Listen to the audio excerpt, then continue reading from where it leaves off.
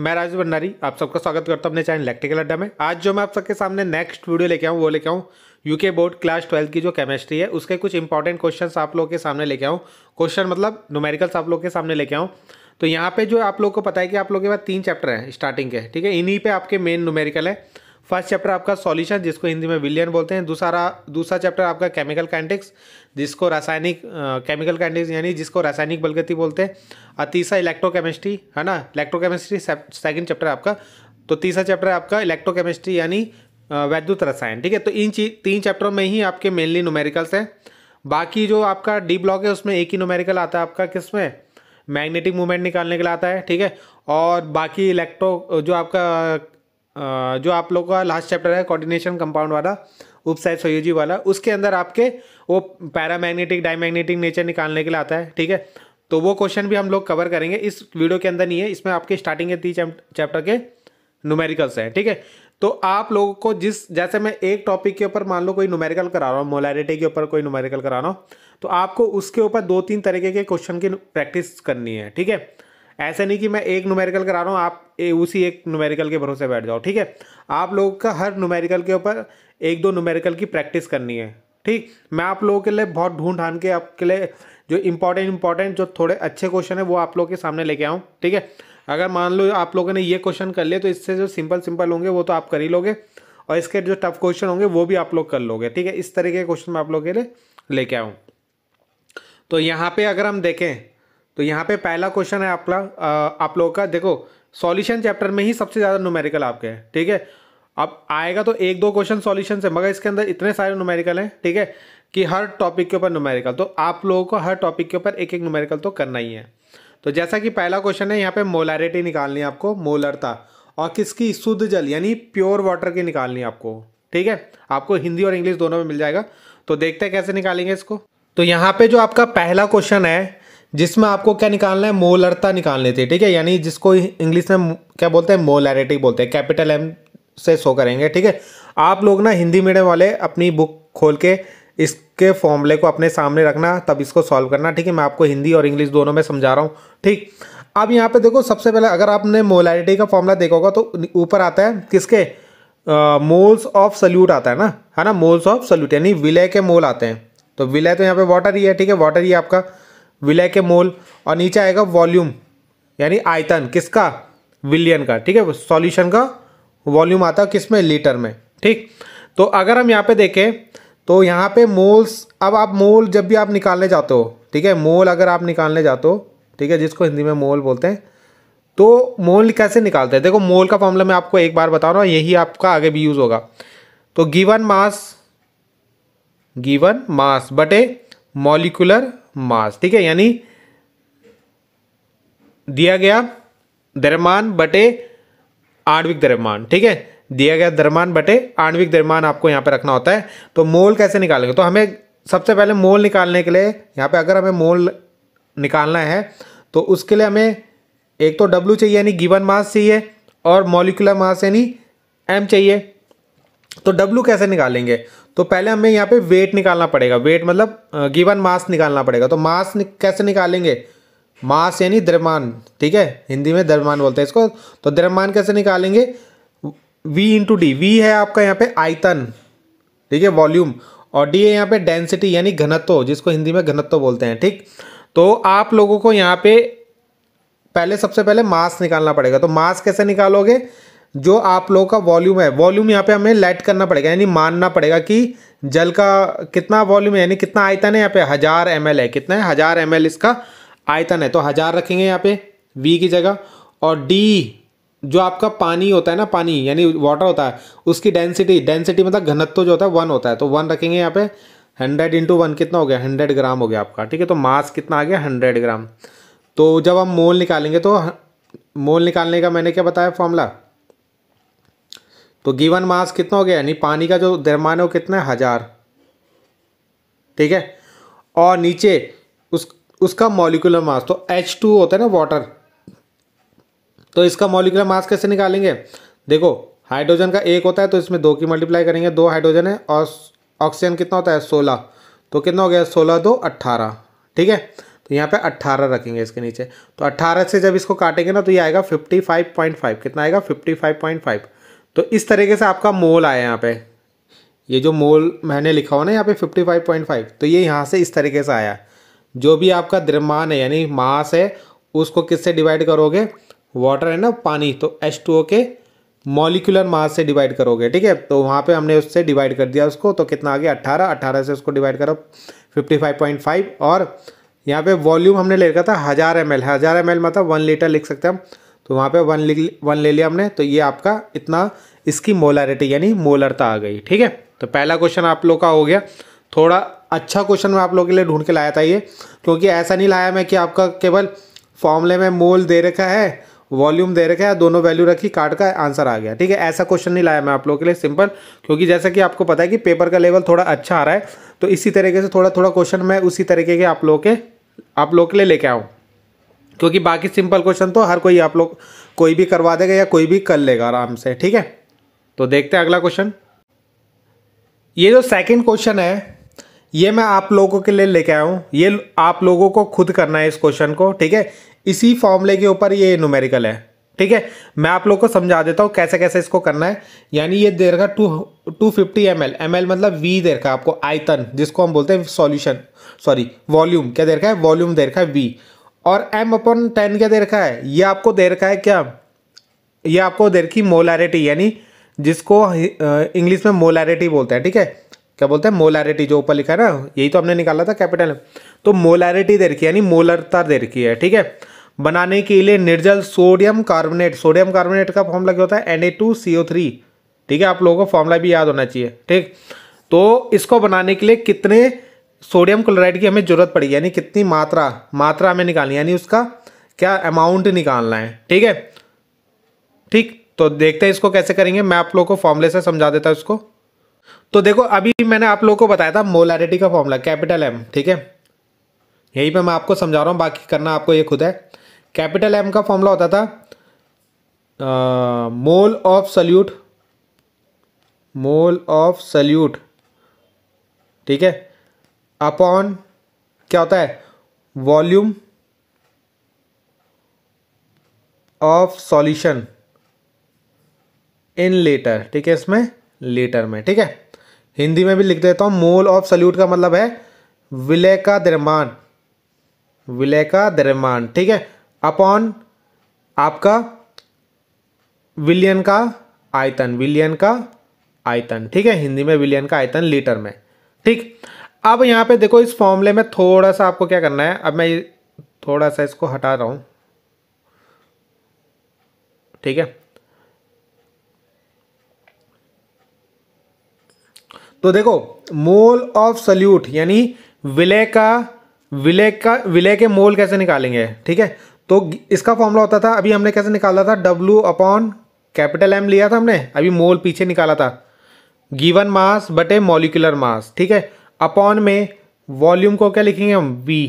क्या लिखेंगे? V। ठीक है, इसको हम लीटर में ले लेते हैं। ठीक है, तो यहाँ पे आपको इधर M है, आपका क्या है? कैपिटल M तो ये है ना आपका, ये जो ऊपर से चल रहा है। तो यहाँ से ना आपको ये W निकालना है कि Na2CO3 यानी जो सल्यूट आप मिला रहे हो ना, विलय जो मिला रहे हो, वो कितना होगा? ये स्मॉल W आपको निकालना है यहाँ से। ठीक है, तो यहाँ पे जो कैपिटल M है ना, इस कैपिटल M की जगह तो ये M/10 रखोगे आप लोग। ठीक है, W आपको निकालना है, या इसको X ले लेना। ठीक है, यहाँ पे आप Na2CO3 का वो निकाल लेना, मॉलिक्यूलर मास, है ना। N के कितना होता है? 23 दूनी 26 हो जाएगा। ठीक है, प्लस कार्बन के 12 प्लस और 16 × 3। ठीक है, इन सबको जोड़ के जो आएगा वो M रख देना। और वॉल्यूम कितना दे रखा है? 250 ml में दे रखा है। ठीक है, तो जब आप इसको ml में रखोगे यहाँ पे तो × 1000 कर लेना। कितना कर लेना? 1000 कर लेना यहाँ पे। ठीक है, आपको पता है ना फॉर्मूले में जब यहाँ पे ml होता है तो यहाँ पे × में 1000 रखते हैं। ठीक है, तो यहाँ से W निकाल लेना। इतना हिंट मैंने आप लोगों को दे दी। अब देखते हैं सेकेंड क्वेश्चन। इसके बाद देखो क्या है? The density of concentrated sulphuric acid is 1.9 ग्राम पर ml एंड 99% बाई वेट। ठीक है, find the molarity of sulphuric acid. यहाँ पे भी आपको मोलारिटी निकालनी है सल्फ्यूरिक एसिड की। ठीक,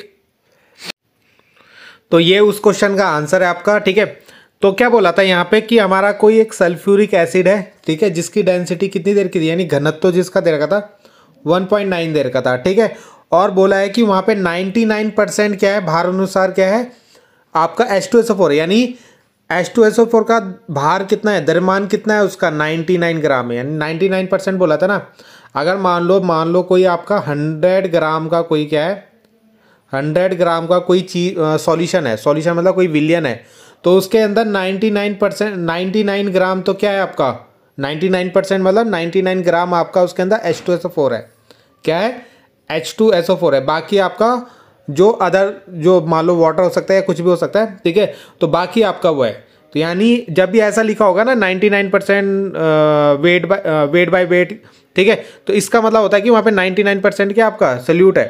तो मास कितना आ जाएगा वहाँ पे H2SO4 का 99, और मास ऑफ सॉल्यूशन कितना ले रखा हमने 100 ग्राम, यानी 100 ग्राम में से 99 ग्राम तो आपका क्या H2SO4 है। ये हमें डेंसिटी यानी घनत्व दे रखा था। तो आपको सबसे पहले यहाँ पे क्या करना है, देखो अगर आपको मोलैरिटी निकालनी है यानी मोलरता निकालनी है, तो आपको पता है कि आपको एक तो मोल सही है, ठीक है, अभी हमने इसके क्वेश्चन करे, और नीचे आयतन चाहिए होता है किसमें, लीटर में। तो आयतन किसका, सॉल्यूशन का, विलियन का। तो पहले हम विलियन का आयतन निकाल लेंगे, और विलियन का अगर आपको आयतन निकालना है तो विलियन का आपको द्रव्यमान चाहिए और विलियन का घनत्व चाहिए, यानी सॉल्यूशन का मास चाहिए और ठीक है, सॉल्यूशन का मास चाहिए और सॉल्यूशन की डेंसिटी चाहिए। तो सॉल्यूशन का मास तो हमने 100 ले रखा है और डेंसिटी सॉल्यूशन की 1.9 है, तो इसको डिवाइड करेंगे यहाँ पे, ठीक है, तो ये आपका ml में आएगा, क्या में आएगा ml में, ठीक है। अब क्योंकि ये डेंसिटी ml में दे रखी ना, अभी हमें चाहिए लीटर में, क्या में लीटर में, तो इसको वो 1/1000 से भाग दे दिया यहाँ पे, और जब इसको डिवाइड करोगे तो 2 0 से 2 0 काट दी, और 19 की जब 10 से मल्टीप्लाई करोगे तो 1/19 आएगा। तो ये हमारा आयतन आ गया, यानी ये नीचे रखेंगे हमें वैल्यू। अब हमें चाहिए मोल, तो मोल कैसे निकालते हैं हम लोग, आपको पता है मोल निकालने का फॉर्मूला ये मैंने बताया था, गिवन मास यानी दिया गया द्रव्यमान, तो द्रव्यमान कितना है 99, किसका रखते हैं, सल्यूट का रखते हैं, विलियन सल्यूट का रखते हैं यानी विलय का रखते हैं, तो कितना आएगा 99 रखा। और H2SO4 का मॉलिक्यूलर मास कितना आता है, यानी आणविक द्रव्यमान कितना होता है 98, आप निकाल लेना इसको H2SO4 को, ठीक है। 2 तो H है यहाँ पे, 16 दूनी 32 ही हो गया सल्फर, और 16 ऑक्सीजन का होता है, 4 ही है, तो इनको सॉल्व करोगे तो 98 आ जाएगा, ठीक है। तो 98 यहाँ पे रखा, तो जब हम यहाँ पे सॉल्व करेंगे ना, ठीक है, तो ये तो आपका मोल्स हो गया, ठीक है। अब इसको फॉर्मूले में रख देंगे, ठीक है, ऊपर मोल्स आता है आपका, यानी मोल आता है, नीचे आयतन आता है लीटर में, तो लीटर में आयतन हमने ये निकाला था 1/19 यहाँ रख देंगे, और मोल अभी हमने ये निकाला था ऊपर, तो दोनों का डिवाइड करना, ये आंसर आ जाएगा, ठीक है। तो ये मैंने आपको समझा दिया ऊपर पर, आप लोग इसकी प्रैक्टिस कर लेना। अगला ये क्वेश्चन दिख रहा है, ये भी मोलालिटी का है आपका, ठीक है, मोललता का क्वेश्चन है। ये क्वेश्चन आप लोग खुद से ट्राई मारना एक बार, ठीक है, ठीक, एक बार मैं चेक कर लेता हूँ मैंने इसके सॉल्यूशन कर रखा है कि नहीं कर रखा। तो ये इस क्वेश्चन का अभी मैंने सॉल्यूशन यहाँ पे डाला नहीं है, आप लोग इसकी प्रैक्टिस कर लेना, ठीक है। तो इसमें मोलालिटी आपको निकालनी है, ठीक है, तो इसको जरूर कर लेना, बहुत सिंपल सा क्वेश्चन है आपका, ठीक है। तो अगला क्वेश्चन जो यहाँ पे है आपका कि 2.5, देखो स्मॉल m लिखा हुआ है, स्मॉल m का मतलब होता है क्या, मोलालिटी, ठीक है, क्या होता है मोलालिटी, जिसको हिंदी में मोललता बोलते हैं, क्या बोलते हैं मोललता। जलीय विलयन में विलय का मोल प्रभाव, यानी विलय जो है उसका मोल प्रभाव, यानी मोल फ्रैक्शन निकालना है आपका, ठीक है। मोल फ्रैक्शन की आपकी डेफिनेशन भी आती है एग्जाम में, और उसका एक न्यूमेरिकल भी आता है बहुत बार, ठीक है। तो देखो अगर हम इस स्मॉल m की अगर डेफिनेशन देखें, स्मॉल m यानी मोललता, मोलालिटी की, तो यहाँ पे होता है ऊपर मोल होता है, इसमें भी मोल्स होता है, जैसे अभी हमने मोलालिटी का देखा था ना, मोलरता का, इसमें ऊपर भी मोल होता है, नीचे चेंज होता है, ठीक है। यहाँ पे आएगा मास, क्या आएगा, मास ऑफ किसका, सॉल्वेंट का, किसका, सॉल्वेंट। अब वो ग्राम में भी हो सकता है और केजी में भी हो सकता है, अगर ग्राम में तो यहाँ 1000 से मल्टीप्लाई कर दोगे, और केजी में तो तब 1000 से मल्टीप्लाई नहीं करोगे। हिंदी में क्या लिखेंगे, ऊपर इसमें भी मोल लिखेंगे, और नीचे आएगा विलायक का द्रव्यमान, किसका, विलायक का द्रव्यमान, ठीक है, और वो ग्राम में या केजी में हो सकता है आपका। तो यहाँ पे देखो क्या है, 2.5 आपकी जो मोलालिटी है उसका मतलब क्या है, यहाँ पे 2.5 का मतलब यह है कि यहाँ पे 2.5 जो मोल है, ठीक है, कितने 1000 ग्राम H2O में उपस्थित हैं। अभी हमने देखा ना फॉर्मूला, ऊपर आता है मोल, है ना, ऊपर मोल आता है आपका, ठीक, और नीचे आता है मास, किसका, मास ऑफ सॉल्वेंट, किसका आता है, सॉल्वेंट यानी विलायक का, ठीक है। तो ये आपका मतलब नीचे कितना होता है, ग्राम होता है ना, ग्राम में लोगे तो आप क्या होगा, 1000 ग्राम लेना पड़ेगा, ठीक है। तो 1000 ग्राम नीचे हो गया, मतलब हमारा वाटर है और उसके अंदर 2.5 मोल के आपका सोल्यूट है, क्या है, सोल्यूट यानी विलय, है ना। अगर मान लो जैसे आपका कोई सॉल्यूशन है, तो सॉल्यूशन के अंदर मान लो यहाँ पे क्या है, ये तो आपका सॉल्वेंट हो गया, कितना, ये सॉल्वेंट हो गया आपका 1000 ग्राम, ठीक है, कितना, 1000 ग्राम यहाँ पे सॉल्वेंट हो गया, और इसके अंदर जो सॉल्यूट है वो 2.5 है केवल, क्या है, 2.5। तो यानी m से हमें ये मिलता है कि इसके अंदर मोल तो 2.5 है, किसके, सॉल्यूट के, और सॉल्वेंट कितना है इसके अंदर, 1000 ग्राम है, ठीक है। तो 1000 ग्राम में इतने मोल हमारे किसके, सॉल्यूट के यानी विलय के हैं, ठीक है। ये आपको यहाँ पे मेन यही समझना है इस क्वेश्चन में, और कुछ नहीं है। तो देखते हैं इसको। तो यहाँ पे आप लोगों को ये लाइन जरूर याद रखनी है कि 2.5 mole means 2.5 mole of solute present in 1000 gram H2SO4, ठीक है। तो ये आपका सॉल्वेंट है और ये आपका सोल्यूट है, ठीक है। आपको पता है सॉल्वेंट यहाँ पे ग्राम में लिखते हैं या केजी में, तो यहाँ पे हमने 1000 ग्राम हमने लिखा, 1000 ग्राम में इतने मोल किसके, सोल्यूट यानी विलय के उपस्थित है, ठीक है। यहाँ पे इसको हिंदी में भी लिखा है। उसके बाद तो मोल फ्रैक्शन आराम से निकल जाएगा। मोल फ्रैक्शन का मतलब क्या होता है, मोल फ्रैक्शन कैसे निकालते हैं, तो मोल फ्रैक्शन हमें निकालना होता है, जैसे मान लो हम यहाँ पे किसका निकाल रहे हैं, विलय यानी सोल्यूट का निकाल रहे हैं, तो उसके मोल ऊपर आएंगे, तो उसके मोल ऊपर रख दिए। अब नीचे जो होंगे दोनों के मोल आएंगे, सोल्यूट के भी और सॉल्वेंट के भी। तो सोल्यूट का तो वही है 2.5, सॉल्वेंट का हम निकाल लेते हैं। सॉल्वेंट का कैसे निकालेंगे मोल, बेटा सॉल्वेंट का मोल कैसे निकाले, तो कितने ग्राम है ये, 1000 ग्राम है, ठीक है। और है क्या ये वाटर H2O, और H2O का मॉलिक्यूलर मास कितना होता है, 16 प्लस हाइड्रोजन का 1, तो 2 है तो 2, 18, कितना आएगा, 18। तो देखो 1000/18 का इसको सॉल्व करें तो यहाँ पे आपका आंसर आ जाएगा, ठीक है। अगला जो यहाँ पे क्वेश्चन है, तो आप लोगों को थोड़ा सा एडजस्ट करना पड़ेगा, ठीक है। बगल में कुछ प्रोग्राम चल रहा है, ठीक है, तो उसकी साउंड भी आप लोगों को सुनाई देगी, ठीक है। तो थोड़ा सा आप लोग एडजस्ट कर लेना। तो यहाँ पे देखो क्या है अगला क्वेश्चन, पीपीएम का क्वेश्चन आप लोग के एग्जाम में जरूर आएगा, देख लेना, ठीक है। या तो इसकी डेफिनेशन आती है या इसका न्यूमेरिकल आता है। तो ये बोल रहा है 10 टन एयर में कितने 0.02 ग्राम कार्बन धुएं के रूप में उपस्थित है। यानी अगर आपका पास 10 टन क्या है, कोई एयर है, तो उसके अंदर 0.02 ग्राम क्या है, कार्बन प्रेजेंट है की, ठीक है। तो आपको पता है जो पीपीएम हम निकालते हैं बहुत छोटी क्वांटिटी के लिए निकालते हैं, जैसे बहुत ज़्यादा सॉल्वेंट के अंदर बहुत कम सोल्यूट है। जैसे मान लो इतना बड़ा समुद्र है, उसके अंदर आपकी क्लोरीन गैस हमें निकालनी है, ठीक है, क्लोरीन गैस की मात्रा यानी क्वांटिटी निकालनी है। तो इस तरीके की जो क्वांटिटी होती है वहाँ पे हम पीपीएम का यूज़ करते हैं, ठीक है। तो देखते हैं इसको कैसे करेंगे। तो यहाँ पे जब भी हमें पीपीएम में निकालना होता है ना, ठीक है, तो यहाँ पे जो भी हमें सोल्यूट दिया होता है, जैसे ये दिया हमें कि कार्बन इतने ग्राम है, तो वो ऊपर आएगा। जो हमारा सॉल्वेंट है किसके अंदर प्रेजेंट है, ये कार्बन एयर के अंदर है ना, ठीक है, तो वो नीचे आएगा। तो कितना है ये 10 की, देखो 10 टन था ना ये, तो उसको ग्राम में बदला, क्योंकि ये ग्राम में देखा तो 10⁻7 ग्राम नीचे, और इनटू हमेशा 10⁻6 से मल्टीप्लाई करते ही करते हैं किसमें, पीपीएम में, जब भी हमें कैलकुलेट करना होता है। बहुत सिंपल क्वेश्चन है, ठीक है। यानी जो वैल्यू जिसका हमें पीपीएम में निकालना है, जो कम होती है, मतलब एक तरीके से बोल सकते हैं हम, कम वैल्यू जो होती है वो ऊपर आएगी, और सॉल्वेंट यानी विलायक जो होगा वो नीचे आएगा, और इंटू में 10⁻6 आएगा। तो जब आप इसे सॉल्व करोगे तो इतना आपका आंसर आ जाएगा, ठीक है। अगला क्वेश्चन जो यहाँ पे आपको दिख रहा है, ठीक है, ये नेक्स्ट क्वेश्चन है आपका, ठीक है। राउल्ट लॉ के जो फॉर्मूले हैं उन पे ये न्यूमेरिकल है, ठीक है, वेपर प्रेशर निकालने के लिए। तो ये 25 डिग्री सेल्सियस यानी टेम्परेचर आपको 25 डिग्री सेल्सियस दे रखा है, वहाँ पे जल का वाष्प दाब यानी जो आपका ये 25 होगा, ठीक है। यहाँ पे जो वाटर का वेपर प्रेशर दे रखा है ना, वो है 23.75 mmHg, और आपको करना है find the vapour pressure of an aqueous solution of urea, urea का फॉर्मूला देखो थोड़ा गलत हो गया, NH2CO NH2 हो गया, ठीक है, एट द सेम टेम्परेचर। तो एक चीज़ याद रखना, जैसे कोई भी आपका मान लो सॉल्यूशन है, ठीक है, अब इसके अंदर मान लो आप लोगों का देखो क्या क्या है, वाटर है और अमोनिया है, सॉरी यूरिया है, ठीक है, यहाँ पे आपका वाटर भी है H2O और साथ में आपका यूरिया है NH2CO NH2।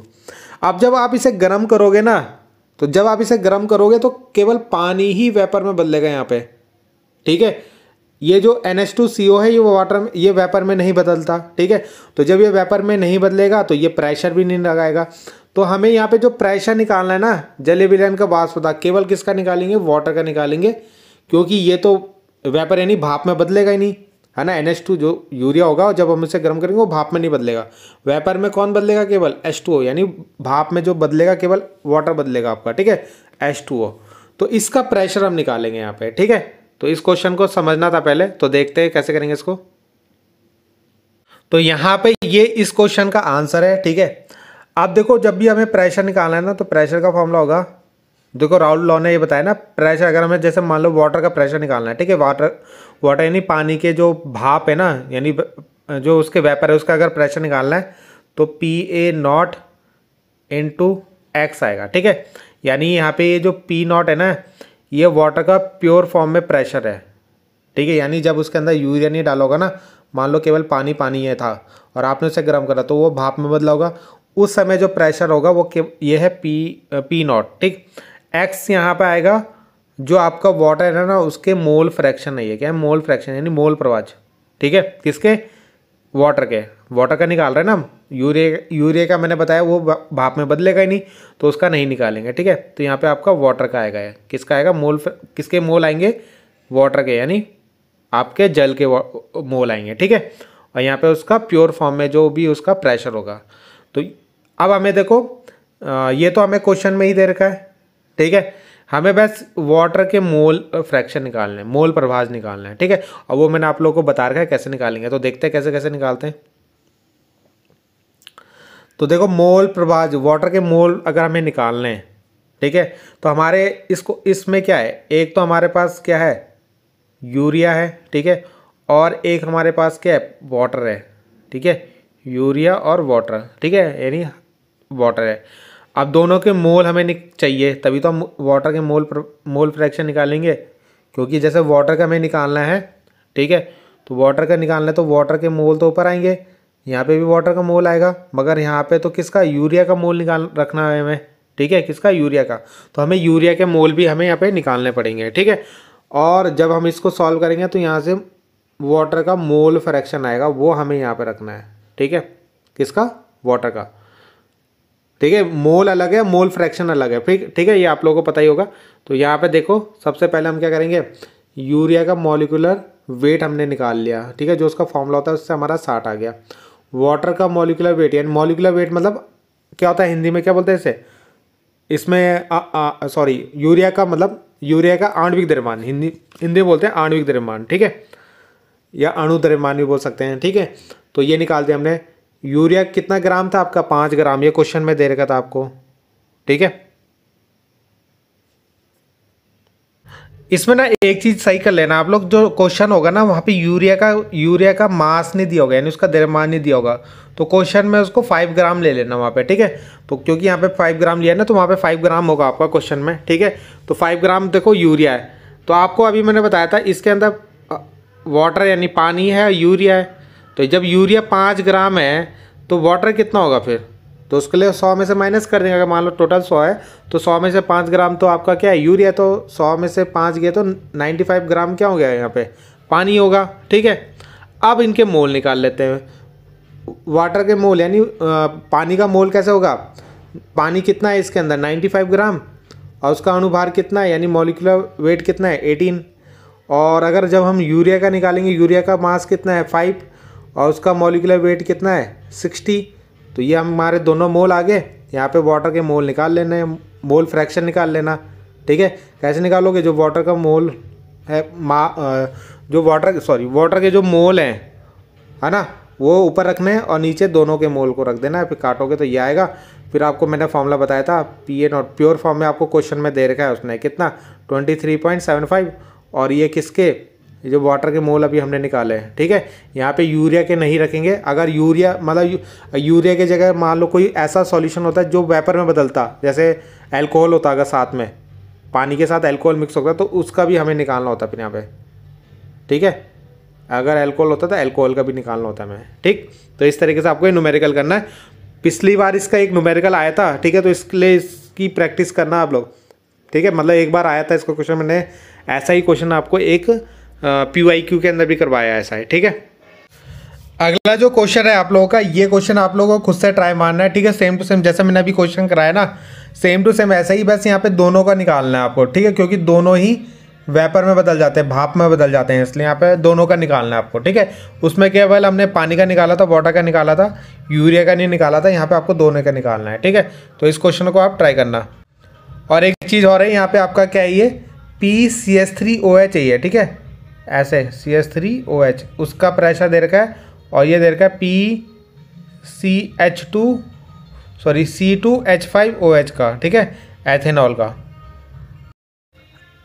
अगला क्वेश्चन जो है यहाँ पे कि 100 ग्राम सुक्रोज जिसका अणुभार दे रखा है, यानी 100 ग्राम सुक्रोज है जिसका मॉलिक्यूलर वेट आपको दे रखा है 342। ठीक है, उसको 100 ग्राम वाटर के साथ मिक्स करा, यानी 100 ग्राम का वाटर था आपका, नहीं पानी था, सॉरी 1000 ग्राम का, और उसके अंदर सुक्रोज मिलाया 100 ग्राम का। ठीक है, अब क्या हुआ, उससे क्या हो गया, वाष्प दाब का अवनमन हो गया। वाष्प दाब मतलब वेपर प्रेशर में डिप्रेशन आ गया।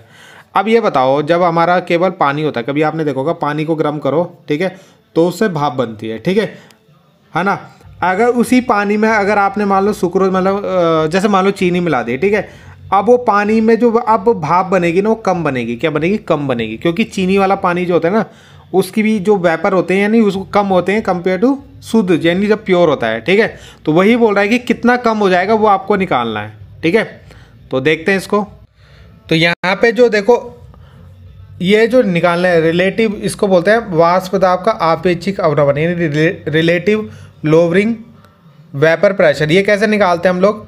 PA0 minus PA upon PA0 equal to XB, और XB को हम यहाँ पे small n upon small n plus capital N भी लिख सकते हैं। ठीक है, आप पहले इस फॉर्मूले को समझते हैं, तभी वही फॉर्मूला यहाँ पे लग रहा है।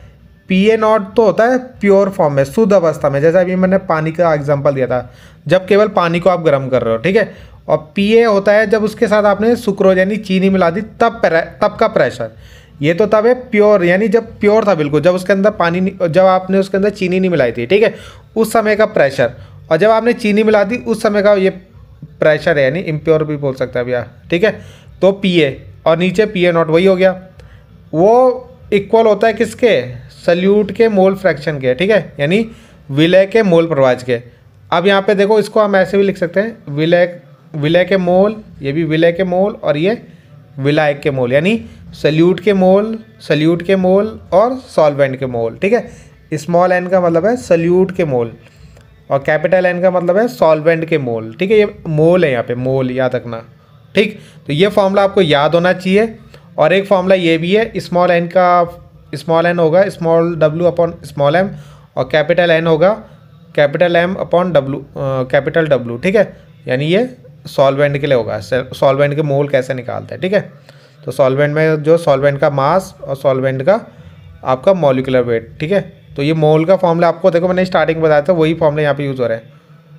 अब यहाँ पे देखो ये स्मॉल n हट जाता है। ठीक है, तो इस स्मॉल n को हटा दिया, केवल ये और ये दोनों ले लिया। ठीक है, जब हमारा सॉल्यूट बहुत छोटा होता है तो इसको हटा देते हैं हम। ठीक है, तो वो बात आप लोग देख लेना उसको। तो ये फॉर्मूला यहाँ पे यूज़ होगा, XB को हटा दिया हमने, ये ले लिया। ठीक है, अब आपको पता करना है कि कितना कम हो जाएगा ना, तो आपको ये पूरा निकालना है। यानी पहले प्योर फॉर्म में मान लो 100 था प्रेशर। ठीक है, अब जब आपने उसमें चीनी मिला दी, अब हो गया वो 80, तो कितना कम हुआ? तो कैसे निकालोगे? 100 माइनस 80 निकालोगे ना, PA0 माइनस PA। तो यानी ये पूरा ही आपको निकालना है, जिसको मैंने डेल्टा P लिख दिया। क्या लिख दिया? Delta P। ठीक है, अब यहाँ पे बस सुक्रोज के मोल निकाल लो पहले। सुक्रोज कितना था? 100 ग्राम। ठीक है, 100 ग्राम सुक्रोज था, और उसका अणुभार यानी मॉलिक्यूलर वेट कितना दे रखा था? 342। और यहाँ पे आपने वाटर के वो निकाल लिया मोल। वाटर कितना था? 1000 ग्राम, और उसका अणुभार कितना होता है यानी मॉलिक्यूलर वेट कितना होता है 16 + 2 18। तो ये दोनों सॉल्व करें, ठीक है। ये सारी वैल्यू आपको यहाँ पे रखनी है, ठीक है। और ये आपको क्वेश्चन में दे ही रखा था, है ना, प्योर फॉर्म में जो वाटर का प्रेशर होता है यानी शुद्ध अवस्था में जो पानी का प्रेशर होता है वो यहाँ पे दे रखा था। तो डेल्टा पी आपको निकाल देना है, ठीक है। तो इतना आप लोग कर लेना इसको। तो ये जो अगला क्वेश्चन है ना, ये सेम टू सेम उसी फॉर्मूले में, ये क्वेश्चन की प्रैक्टिस आप लोग खुद करनी है, ठीक है। मैं आप लोग के लिए एक एक्स्ट्रा क्वेश्चन हर उसमें जिसमें मेरे को इंपॉर्टेंट लगता है उसका एक क्वेश्चन आप लोग के लिए लेके आऊँ, ठीक है। उसी फॉर्मूले में आपको रखना है और वहाँ से आपको क्या निकालना है मैं बता देता हूँ। तो यहाँ पे ना आपको ये स्मॉल w है ना जो फॉर्मूले में, ये निकालना है, ठीक है। ये भी देर का, ये भी देर का, ये भी देर का, ये भी देर का, ये भी देर का, ठीक है। तो ये निकालना है आपको। तो इसकी कोशिश करना आप लोग। अगला जो क्वेश्चन है यहाँ पे, ये आपका किससे, आपका जो आप लोगों को देखो यहाँ पे क्या है, जल का मोलल उन्नयन स्थिरांक, ठीक है। यानी ये जो क्वेश्चन आया है आपका, ये आपका आया है क्वथनांक में उन्नयन से, यानी एलिवेशन ऑफ बॉइलिंग पॉइंट का ये क्वेश्चन है आप लोगों का, ठीक है। तो वहाँ पे आप लोगों को पता होगा, देखो यहाँ पे आपका एक क्या है, इसका मोलल उन्नयन स्थिरांक दे रखा है आपको। क्या दे रखा है, मोलल उन्नयन स्थिरांक आपको दे रखा है, यानी आपको Kb की वैल्यू दे रखी है। किसकी, Kb को से डिनोट करते हैं इसको हम, ठीक है। उसके बाद इसमें बोला है कि 6 ग्राम यूरिया हुआ है, यूरिया NH2CO NH2 को 200 ग्राम जल में मिलाए, यानी आपका 200 ग्राम का जल था, वाटर था, और उसके अंदर आपने 6 ग्राम यूरिया मिला दिया। क्या मिला दिया, 6 ग्राम यूरिया मिला दिया, ठीक है। अब जैसे आप इसको मिक्स करोगे इसके साथ, तो अभी आपने पढ़ा था कि उसका वेपर प्रेशर कम हो जाएगा, यानी जो पहले पानी का प्रेशर रहा होगा ना, PA0 लिख सकते हैं हम उसको, शुद्ध में प्योर अवस्था में, उस समय वो ज़्यादा रहा होगा। मगर जैसे ही आपने इसके अंदर यूरिया मिला दिया, अब इसका जो प्रेशर होगा उसको हम PA लिखेंगे। जब ये दोनों मिक्स हो जाते हैं ना, उसके बाद जो प्रेशर होता है ना, दाब जो होता है, उसको PA लिखते हैं, वो कम हो जाएगा आपका, ठीक है। तो प्रेशर तो कम हो जाता है, मगर इसका बॉइलिंग पॉइंट, यानी बॉइलिंग पॉइंट मतलब क्वथनांक जो होता है वो बढ़ जाता है। अब आपके इसके अंदर दो चीज़ हो गई ना, तो इसका क्वथनांक यानी बॉइलिंग पॉइंट क्या हो जाएगा, बढ़ जाएगा, ठीक है। तो वही हमें यहाँ पे निकालना है। तो हमें यहाँ पे निकालना क्या है, विलियन का क्वथनांक निकालना है, विलियन का क्वथनांक, ठीक है। तो देखो यहाँ पे ना आपको विलियन का क्वथनांक यानी सॉल्यूशन का टेम्परेचर निकालना है, ठीक है। अब ना यहाँ पे एक फॉर्मूला होता है, अगर आप देखो, मान लो जैसे पहले आपका ये था, क्या था आपका, ये था आपका सॉल्वेंट, क्या था, कोई सॉल्वेंट था, ठीक है। जैसे मान लो पानी था, ठीक है, सॉल्वेंट था ये। उस समय इसका टेम्परेचर T0 ले लिया हमने, ठीक है। अब जैसे ही मैं इसमें यूरिया मिला दूंगा, क्या मिला दूंगा, यूरिया मिला दूंगा, तो अब इसका टेम्परेचर मैंने बताया था बढ़ जाएगा ना, क्या हो जाएगा, बढ़ जाएगा। जैसे ही यहाँ पे वाटर और यूरिया मिक्स हो जाएंगे, तो इसका टेम्परेचर हमने ले लिया 3, यानी अब ये बन गया सॉल्यूशन। क्या बन गया, सॉल्यूशन बन गया ना, विलियन बन गया, दो चीज़ मिक्स हो गई तो विलियन बन गया। तो यहाँ पे इसका टेम्परेचर होगा ज़्यादा होगा, और ये वाला टेम्परेचर यानी ये वाला ताप क्या होगा, कम होगा, ठीक है। तो यहाँ पे T ये वाला ज़्यादा है, तो इसको माइनस जो कम है T0, जब हम इनको डिवाइड करते हैं ना, ठीक है, मतलब सॉरी माइनस करते हैं, तो यहाँ से हमें मिलता है डेल्टा TB। क्या मिलता है, डेल्टा TB, ठीक है। क्या मिलता है, डेल्टा TB, जिसको हम क्या बोलते हैं, इसको बोलते हैं हम क्वथनांक का उन्नयन। क्या बोलते हैं, क्वथनांक का उन्नयन बोलते हैं इसे, ठीक है, जिसको एलिवेशन ऑफ बॉइलिंग पॉइंट बोलते हैं, डेल्टा TB, ठीक है। अब यहाँ से डेल्टा TB ये फॉर्मूला होता है आपका, T आपको समझ में आ गया, प्योर फॉर्म में जब आपका टेम्परेचर होता है, सॉरी T0 कब होता है, प्योर फॉर्म में होता है, ठीक है, जब शुद्ध अवस्था में, जब केवल पानी का, और जब उसमें यूरिया मिक्स कर देंगे तो वो T हो जाएगा, ठीक है। तो ये इम्प्योर में होता है, प्योर में होता है, ठीक है। तो ये वाला टेम्परेचर ज़्यादा है, ये वाला, तो आपको ये वाला निकालना है T। तो उसके लिए आपको ये भी पता होना चाहिए, ये भी पता होना चाहिए, दोनों, ठीक है। एक तो आपको गिवन है क्वेश्चन में T, ठीक है, T0 तो आपको पता है, मगर पहले डेल्टा TB निकालना पड़ेगा आपको, ठीक है। तो डेल्टा TB निकालने के लिए एक फॉर्मूला है यहाँ पे ये, ठीक है। यहाँ से आप ये डेल्टा TB निकाल दोगे, तो डेल्टा TB निकालोगे, ठीक। तो यहाँ पे आपको MB की वैल्यू रखनी पड़ेगी, KB की वैल्यू रखनी पड़ेगी, WB और WA, ये तीनों चारों चीज़ें आपको यहाँ पे रखनी होगी, ठीक है। अब यहाँ पे देखो, ये याद रखना, KB तो हमें दे रखा था क्वेश्चन में, मैंने स्टार्टिंग में बताया था आपको कितना, 0.56 दे रखा था, ठीक है। जो आपका स्थिरांक था ना, elevation molal boiling point elevation constant जो था वो KB था आपका, ठीक है। और ये आपका क्या है, WA, ये आपका सॉल्वेंट है, यानी पानी था ना आपका, सॉल्वेंट यानी विलायक, और उसमें यूरिया आपने मिलाया था, ठीक है। तो ये हो गया विलय यानी सल्यूट, ठीक है। तो ये वैल्यू यहाँ पे रख देनी है सारी, पहले डेल्टा टी वी निकालोगे, ठीक है। तो यहाँ पे जब आप इसे सॉल्व करोगे तो डेल्टा टी वी आएगा, जब आप सारी वैल्यू रख दोगे ना डेल्टा बी, ये नीचे और ऊपर वाले तो मल्टीप्लाई में चले जाएंगे और ये सब उसके डिवाइड में आ जाएंगे, ठीक है। तो यहाँ पे आप इसको सॉल्व कर लेना और जब इसकी वैल्यू आएगी ना यहाँ पे इतनी आएगी और ये वैल्यू यहाँ पे रख देना आप, जो मैंने अभी फॉर्मूला लिखाया था ना delta T V equal to T minus T naught, ठीक है।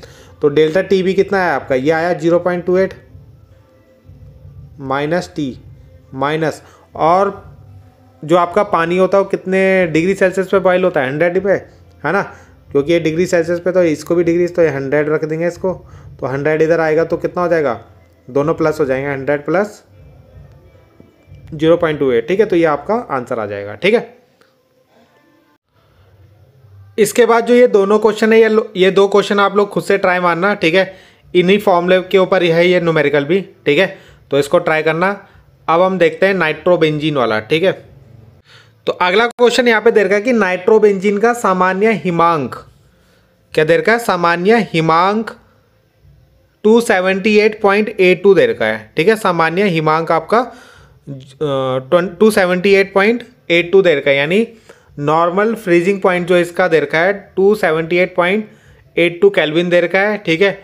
और बोला है कि नाइट्रोबेंजीन में किसी पदार्थ का 0.25 मोलल विलियन, ठीक है। अगर मैं चेक कर लेता हूँ सही है, मोलल विलियन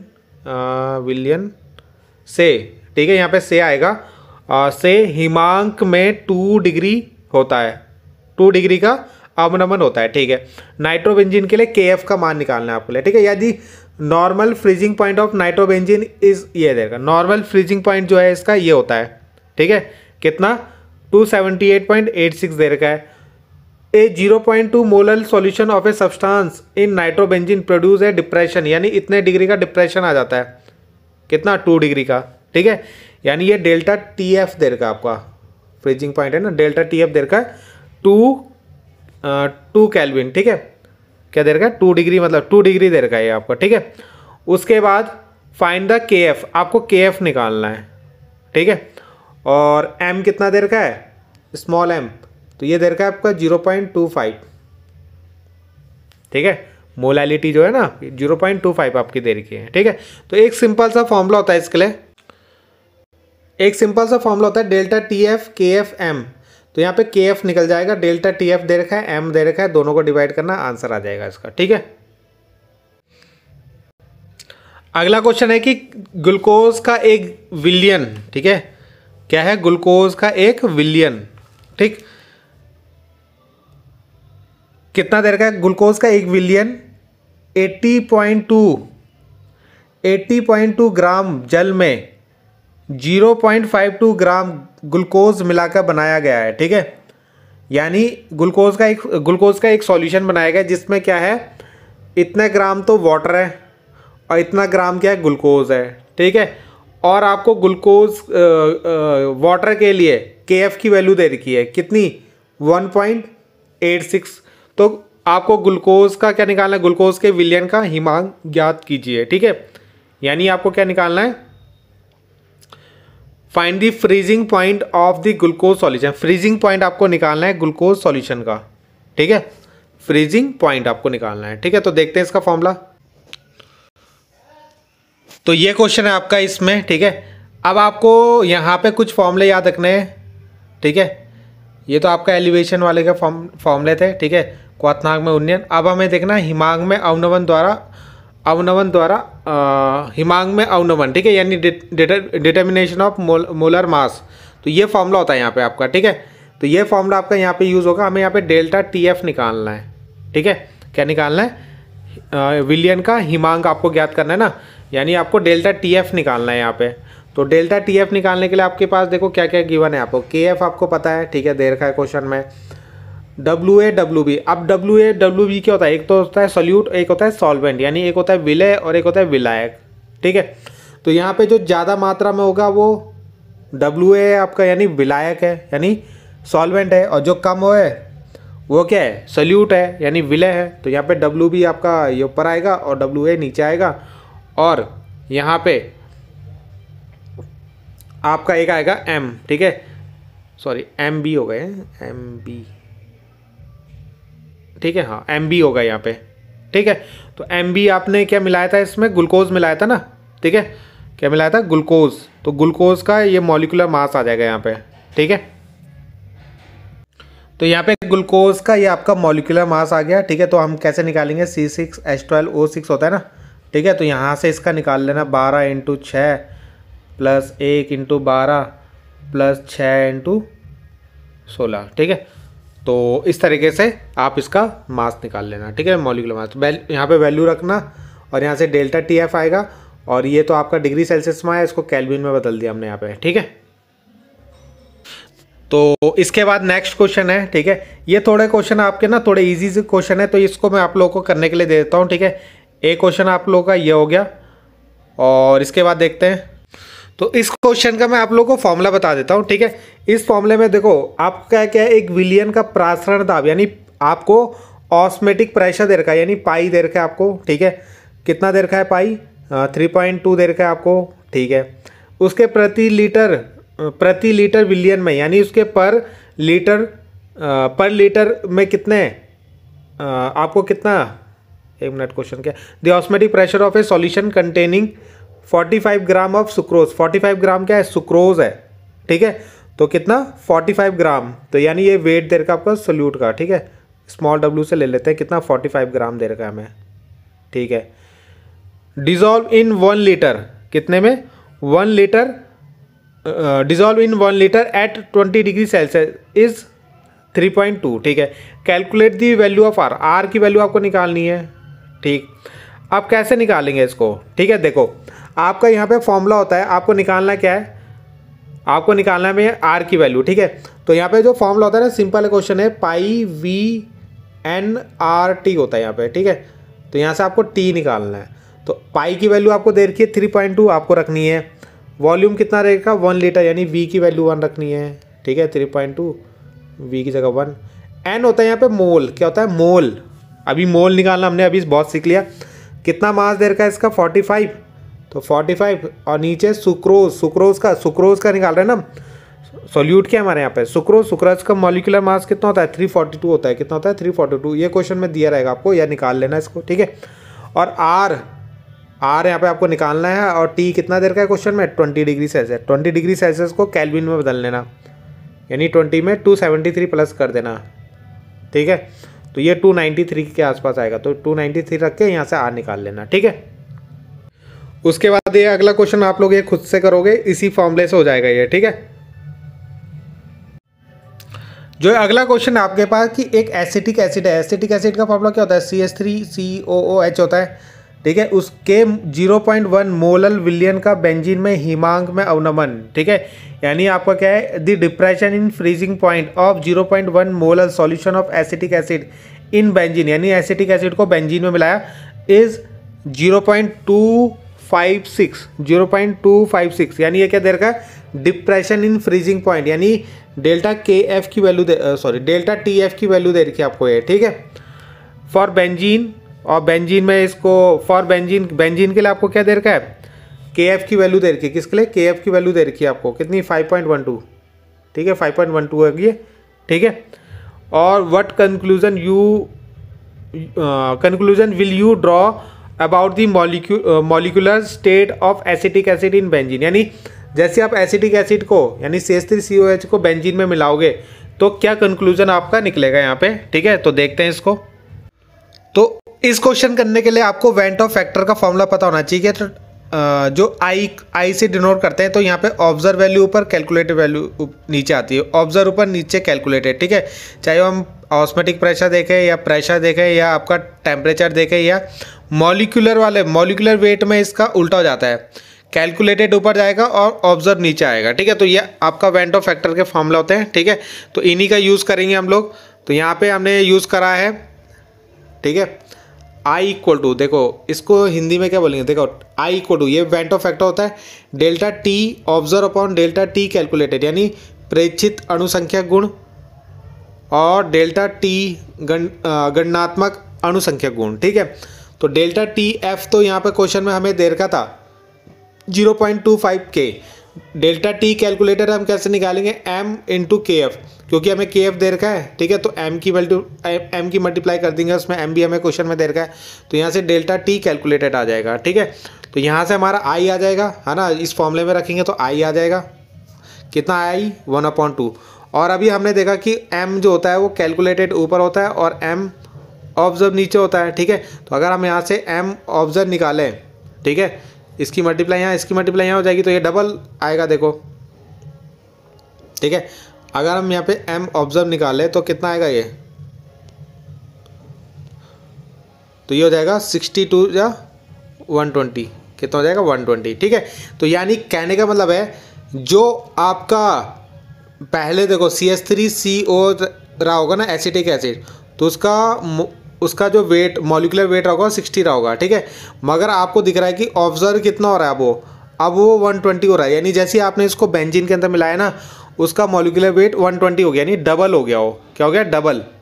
तो यानी डबल हो गया मतलब वो डाइमर फॉर्म में हो गया, डाइमर बना लिया उसने। डाइमर का मतलब होता है ये आपस में जुड़ के डबल स्ट्रक्चर बना लेते हैं, ठीक है, यानी 2 CH3 आपस में जुड़ जाते हैं। तो 60 और 60 कितना हो गया, 120, ठीक है। तो यहाँ से हमारा ये निष्कर्ष निकलता है कि जैसे आप इसको बेंजीन में डालोगे तो वो डबल हो जाएगा। एसोसिएशन आपने पढ़ा होगा, एसोसिएशन डिसोसिएशन, ठीक है, तो एसोसिएशन हो जाएगा। एसोसिएशन मतलब जुड़ जाएंगे वो आपस में, ठीक है। जो उसके अंदर CH3COH होंगे ना, वो आपस में जुड़ के क्या हो जाएंगे, उनका एसोसिएशन हो जाएगा आपका, ठीक है, जिसको हम हिंदी में संगुणन बोलते हैं। क्या बोलते हैं, संगुणन, ठीक है। तो इस तरीके से आपको ये क्वेश्चन करना है। तो अगला क्वेश्चन जो यहाँ पे कोलराज लॉ पे है कि Al2SO4 की अनंत तनुता पर मोलर चालकता आपकी इतनी है, ठीक है, यानी molar conductivity of Al2SO4 eight infinite dilution आपको इतनी देर की है, ठीक है। और आपको Al+3 की आयनिक चालकता की गणना करनी है, आयनिक हो गया, ठीक है, यानी इसकी आयनिक कंडक्टिविटी निकालनी है आपको, किसकी, Al+3 की, ठीक है। और यहाँ पे आपको क्या गिवन है, यहाँ पे SO4-2 की जो कंडक्टिविटी है एट इनफाइनाइट डाइल्यूशन पे वो दे रखी है कितनी, 160, ठीक है। तो देखते हैं कैसे करेंगे इसको। तो ये इसका सॉल्यूशन होगा यहाँ पे, ठीक है। तो सिंपल क्वेश्चन है, देखो जो इसकी कंडक्टिविटी होती है किसकी, Al2SO4 का होल थ्राइस, जो इसकी इनफाइनाइट डाइल्यूशन पे जो कंडक्टिविटी होगी उसको कैसे लिखेंगे, जो लैम्डा Al+3, अब इसके आगे 2 है तो ये आगे 2 चला जाएगा, और SO4 को अलग से लिखेंगे। यही तो कोलराज लॉ होता है ना, ठीक है। यानी किसी की भी अगर हमें मोलर कंडक्टिविटी अगर एट इनफाइनाइट डाइल्यूशन पे निकालनी है, ठीक है, तो जो उसके आयन्स होते हैं उनके सम के इक्वल होती है। तो इसका आयन ये हो गया एक, और एक आयन ये हो गया, ठीक है। तो ये 3 आगे चल जाएगा, इसके 2 आगे चले जाएगा। उसके बाद इनकी वैल्यू इसकी वैल्यू तो हमें निकालनी है, ठीक है। इसकी वैल्यू हमें दे रखी थी 160 और इस पूरे की वैल्यू भी दे रखी है, तो इसको बस यहाँ से सॉल्व कर लेना और आंसर निकाल लेना, ठीक है। यहाँ पे अगला क्वेश्चन 1 नंबर में पूछा गया कि ABCD आपके दे रखे हैं, ठीक है, और इनका E0 रिडक्शन जो दे रखा है, E0 रिडक्शन की वैल्यू दे रखी है, पहले की है, एक की है, एक की है, ये A की है, B की है, C की है, D है। इन्हें इनकी क्रियाशीलता, यानी इनकी रिएक्टिविटी, इन्हें इनकी क्रियाशीलता के घटते हुए क्रम में रखना है, यानी जिसकी रिएक्टिविटी सबसे कम होगी उसको रखना है सबसे लास्ट में, ठीक है। तो कम यानी क्रियाशीलता के घटते हुए, यानी जिसकी सबसे कम रिएक्टिविटी होगी इनमें से उसको सबसे लास्ट में रखना है। तो ये याद रखना, E0 रिडक्शन में जो जितना नेगेटिव होगा उतना ज़्यादा रिएक्टिव होगा, ठीक है। तो यहाँ पे जो सबसे ज़्यादा नेगेटिव कौन सी वैल्यू है, तो अगर आप देखो यहाँ पे देखो कुछ यहाँ पे मिस प्रिंट भी हो गया है, इसके आगे भी माइनस है और यहाँ पे आपका ये प्लस है, उसके बाद इसके आगे भी माइनस होगा आपका और इसके आगे भी माइनस होगा, ठीक है। तो सबसे पहले कौन सा आएगा आपका, माइनस का 1.66 आएगा, फिर आपका कौन आएगा, फिर आपका आएगा माइनस का 0.14, ठीक है। और सॉरी ये प्लस का होगा आपका, ठीक है, ये वाला प्लस का है। और उसके बाद होगा आपका 0.34 प्लस का, और उसके लास्ट में होगा आपका 0.84, ठीक है।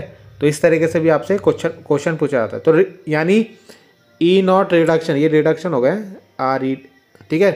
तो ई नॉट रिडक्शन नेगेटिव जिसका जितना ज़्यादा होगा वो उतना ज़्यादा रिएक्टिव होगा, ठीक। अगला क्वेश्चन है कि यहाँ पे क्या निकालना है, एक सेल की ईएमएफ की गणना कीजिए। बहुत इंपॉर्टेंट क्वेश्चन है ये आपका, ठीक है। अभी क्रिया याद कीजिए, ठीक। यानी कैलकुलेट करना है ईएमएफ ऑफ ए सेल, ठीक है, जिनकी इक्वेशन ये दे रखी है। अब यहाँ पे एक चीज़ याद रखना है, ये इक्वेशन दे रखी है आपको, है ना, रिएक्शन दे रखी है, यहाँ पे गिब्स का साइन होगा आपका। तो Zn से किस में जा रहा है, Zn+2, और Ag से जा रहा है, Ag प्लस से जा रहा है, ये Ag में कन्वर्ट हो रहा है। यहाँ पे ये जो दोनों वैल्यू दे रखी है, ये जो दोनों वैल्यू दे रखी है आप लोग की, ई नॉट Zn से Zn+2 की वैल्यू दे रखी है, ठीक है, कितनी 0.76 दे रखी है, और ई नॉट आपका Ag से Ag+2 की वैल्यू दे रखी है माइनस का ये, ठीक है। तो ये दोनों वैल्यू देखो, सबसे पहले जब आपको क्वेश्चन में वैल्यू दी रहेगी ना, तो आप लोग यहाँ पे ये चेक करना ये दोनों वैल्यू ऑक्सीडेशन है या रिडक्शन हो रही है। तो ये याद रखना, जब भी 0 से +2 देखो पावर बढ़ रही है ना इसकी, तो यानी इसका ऑक्सीडेशन हो रहा है। क्या हो रहा है, ऑक्सीडेशन, ऑक्सीकरण हो रहा है, ठीक है। तो ऑक्सीकरण वाली वैल्यू नहीं रखते हम हमेशा कौन सी वैल्यू रखते हैं, रिडक्शन वाली, नहीं अपचेन वाली। तो ये याद रखना, ये ऑक्सीकरण वैल्यू दे रखी है दोनों, ठीक है। ये क्वेश्चन में आपको जानबूझ के कंफ्यूज करने के लिए देगा। आपका होना चाहिए था ऐसे, Zn+2 से Zn में ऐसे वैल्यू देनी थी उसको, ठीक है। मगर ये क्या दे दिया उसने, ऑक्सीडेशन दे दिया। तो जब भी ऐसा ऑक्सीडेशन दे देगा ना, तो जो भी वैल्यू दी है उसके आगे माइनस का साइन लगा दोगे, तो यह वैल्यू आप बन जाएगी 0.76, और अगर माइनस का है तो वो प्लस का हो जाएगा, ठीक है। ये याद रखना, ऐसे देना चाहिए था उसको, यानी इसको रिडक्शन फॉर्म में देना चाहिए था, ठीक है। मगर उसने ऑक्सीडेशन फॉर्म में दिया है, तो आप लोगों को वो वैल्यू वहाँ पे उसकी चेंज कर देना, माइनस है तो प्लस, प्लस है तो माइनस। तो देखते हैं इसका आंसर। तो यहाँ पे ये इस क्वेश्चन का आंसर है, ठीक है। ये रिएक्शन आपको दे रखी थी, ये आपको वैल्यू गिवन है। तो मैंने आपको बताया था ये दोनों देखो उल्टा दे रखे हैं, ठीक है, दोनों रिडक्शन में देना चाहिए था। तो ये दोनों वैल्यू हम चेंज कर देंगे, प्लस वाला माइनस में ले लेंगे, है ना। तो देखो ये प्लस वाला माइनस ले लिया और माइनस वाला प्लस ले लिया, ठीक है। उसके बाद यहाँ पे देखो ये रिएक्शन लिखी, Zn से Zn+2 जा रहा है, तो कितने इलेक्ट्रॉन निकल रहे हैं इससे, 2, तो इसका ऑक्सीडेशन हो रहा है। और ये प्लस से कितना जा रहा है, Ag में, ठीक है, तो इसका हो रहा है रिडक्शन, ठीक। अब यहाँ पे याद रखना, ई नॉट सेल निकालने का फॉर्मूला होता है कैथोड माइनस एनोड, ठीक है। आप इसे कैथोड माइनस एनोड भी लिख सकते हैं, ठीक है। तो कैथोड में क्या हो रहा है आपका, कैथोड में हो रहा है रिडक्शन, ठीक है। तो उसकी वैल्यू लिख देंगे, ये प्लस किए तो इसके आगे ऊपर माइनस थी ना, ये प्लस कर दिया था। और एनोड में आपका क्या हो रहा है, ऑक्सीडेशन, तो उसकी वैल्यू रखेंगे, तो ये माइनस माइनस प्लस हो जाएगा, जोड़ जाएंगे, ठीक है। अगला क्वेश्चन आप लोग का यह है कि जिंक आयन इलेक्ट्रॉन के विभव की गणना कीजिए, यानी calculate the potential of zinc ion electrode when zinc ion concentration is, उसकी कंसंट्रेशन ये दे रखी है और ये आपको वैल्यू दे रखी है, ठीक है। तो इसको आपको सॉल्व करना है, तो देखते हैं। तो ये यहाँ पे आपका ये क्वेश्चन है ना, उसका आंसर यहाँ पे आपका, ठीक। तो यहाँ पे देखो आपकी जो जिंक बोल रहा है ना, जिंक आयन इलेक्ट्रोड, यानी जिंक जो आपका इलेक्ट्रोड है, तो वहाँ पे क्या है, Zn+2 से वो कन्वर्ट हो रहा होगा Zn में, ठीक है। यानी इससे 2 इलेक्ट्रॉन आपके निकल रहे हैं, ठीक है, सॉरी 2 इलेक्ट्रॉन को ये एक्सेप्ट करने के बाद जिंक में कन्वर्ट हो रहा है, ठीक है। तो इस तरीके से, तो यहाँ पे n की वैल्यू आपकी 2 आएगी। देखो ये फॉर्मूला होता है यहाँ पे नस्ट इक्वेशन का, किसका, नस्ट इक्वेशन, आप लोगों ने पढ़ी होगी, पढ़ लेना इसको अच्छे से, ठीक है। ये फॉर्मूला होता है, यहाँ पे ई नॉट सेल होता है, ठीक है, ई नॉट सेल होगा, यहाँ पे n होगा। तो n जो होता है ये इलेक्ट्रॉन, कितने इलेक्ट्रॉन वो आपके डोनेट करने हैं, एक्सेप्ट कर रहे हैं, वो यहाँ पे आएगा, ठीक है। और ये आपका यहाँ पे आता है, अगर ये सॉलिड फॉर्म S भी लिख सकते हो आप इसे, और ये नीचे आएगा आपका, ठीक है। तो यहाँ पे हम क्या करेंगे, मैं आपको जल्दी जल्दी बता रहा हूँ, ठीक है, क्योंकि वरना ये बहुत लॉन्ग चले जाएगा आपका। तो इसकी वैल्यू आप लोग इसको खुद से तब देख लेना, ठीक है। ये वैल्यू यहाँ पर रखनी है, और n की वैल्यू यहाँ से आपकी 2 आएगी लॉग। और देखो सॉलिड फॉर्म में जब भी होता है ना, तो उसकी वैल्यू 1 लेते हैं, और इसकी कंसंट्रेशन आपको क्वेश्चन में दे रखी थी, कितनी, 0.001, ठीक है। तो इसको सॉल्व करोगे तो ये इतनी वैल्यू आ जाएगी, पॉइंट हटा के 0 बढ़ा लोगे यहाँ पे, 3 0, ठीक है, तो हट जाएगा, तो ये 10 की पावर 3 हो जाएगा, ठीक है, ऐसे। तो 3 आगे जाके इसको आप लोग सॉल्व कर लेना, ठीक है। अगला क्वेश्चन है कि 0.2 एम्पेयर यानी करंट की वैल्यू दे रखी है, टाइम आपको दे रखा है इतने ग्राम कॉपर निक्षेपित होता है, यानी इतने ग्राम जो कॉपर होता है डिपॉजिट होता है आपका। कॉपर का वैद्युत रासायनिक तुल्यांक यानी इलेक्ट्रोकेमिकल इक्विवेलेंट ऑफ कॉपर निकालना आपको, ठीक है। What will be the electrochemical equivalent, किसका, कॉपर का आपको निकालना है, ठीक है। तो देखते हैं इसको। तो यहाँ पे जो आपका इलेक्ट्रोकेमिकल इक्विवेलेंट जो होता है, ठीक है, जिसको हम वैद्युत रासायनिक तुल्यांक बोल रहे हैं जेड, उसकी डेफिनेशन क्या होती है, ठीक है। उसकी डेफिनेशन होती है कि 1 एम्पियर करंट अगर आप कितने 1 सेकेंड तक फ्लो कराते हो, ठीक है, 1 एम्पियर करंट फ्लो होने पे 1 एम्पियर करंट 1 सेकेंड तक अगर फ्लो हो रही है तो उससे जो आपका जो भी आपका सब्सटेंस क्या हो रहा है, निक्षेपित, मतलब निक्षेपित का मतलब है डिपॉजिट हो रहा है, ठीक है। तो वो आपका क्या होता है, इलेक्ट्रोकेमिकल इक्विवेलेंट होता है। यानी इस तरीके से, यानी 1 एम्पियर करंट 1 सेकेंड तक अगर आपकी फ्लो हो रही है तो उससे जो आपका सब्सटेंस निक्षेपित मतलब आपका क्या होगा, डिपॉजिट होगा, ठीक है। तो वो आपका जेड के बराबर होता है, ठीक। तो यहाँ पे हम वही करेंगे, पहले हमारे पास टाइम 50 मिनट देर का था, तो उसको सेकंड में बदला, करंट आप हमारी इतनी है। तो पहले हमने यहाँ पे देखा, देखो अगर आप 1 एम्पियर करंट 1 सेकेंड तक फ्लो कराते हो तो यहाँ से चार्ज कितना आएगा आपका, Q1 आएगा ना, 1 कूलम आएगा कि नहीं आएगा, 1/1। आपने करंट चार्ज का फॉर्मूला पढ़ा होगा, Q इक्वल टू क्या था, I/T होता है ना। तो आप ये भी 1 ये भी 1, तो कट के कितना आएगा, 1 कूलम आएगा। तो आप 1 कूलम में मतलब हमें 1 कूलम चार्ज फ्लो कराने पे कितना कॉपर आपका डिपॉजिट होगा वो निकाल लेते हैं, ठीक है। तो Q निकालना है आपको पहले। तो Q कैसे निकालोगे कि 50 मिनट तक आपने करंट फ्लो कराई कितनी, ये, तो टोटल कितना चार्ज दिया आपने, तो 600 कूलम दिया। तो 600 कूलम कॉपर, 600 कूलम चार्ज आपके फ्लो होने पर जो कॉपर डिपॉजिट हुआ वो इतना हुआ, ठीक है। क्योंकि आपने इतनी करंट इतने एम्पियर तक इतने टाइम तक दी, तो इतनी करंट इतने टाइम तक दी, तो उससे जो कितने मतलब इतना चार्ज आपने उसको दिया, ठीक है। कितना, मान लो कोई इलेक्ट्रोड है, ठीक है, आपने इसको करंट दी 50 मिनट तक, ठीक है, और कितनी 0.1, तो कितना चार्ज दिया आपने इसको इलेक्ट्रोड को, 600 कूलम चार्ज दिया। अब जब 600 कूलम चार्ज जब इस इलेक्ट्रोड को दिया गया तो उससे जो कॉपर निक्षेपित हुआ वो कितना हुआ, इतना, ठीक है। कितना, ये क्वेश्चन में दे रखा था आपको कि इतनी करंट और इतना टाइम पे इतना कॉपर डिपॉजिट हुआ। तो 1 कूलम से कितना होगा, तो 600 इसके डिवाइड में जाएगा, 600 से इसे डिवाइड कर देना, ठीक है। तो ये आंसर आ जाएगा। अब आपको पता था ना कि जेड बराबर 1 कूलम चार्ज के कारण आपका जो कॉपर डिपॉजिट होता है वही आपका जेड होता है, ठीक है। यानी 1 एम्पियर करंट 1 कूलम का मतलब 1 एम्पियर करंट 1 सेकेंड तक फ्लो कराने पे, ठीक है। तो इस तरीके से क्वेश्चन करना था, बहुत अच्छा क्वेश्चन है, इंपॉर्टेंट क्वेश्चन आपका है, ठीक है। तो इतने क्वेश्चन आपको मैंने करवाए 2 चैप्टर के, ठीक है। तीसरा चैप्टर जो है वो उसको मैं कल कराऊंगा, ठीक है। तो आप लोग इतने क्वेश्चन जरूर कर लेना इसके, ठीक है। और कहीं पे भी दिक्कत होगी तो आप कमेंट कर सकते हो, ठीक। तो बाकी मिलते हैं नेक्स्ट वीडियो में, थैंक यू।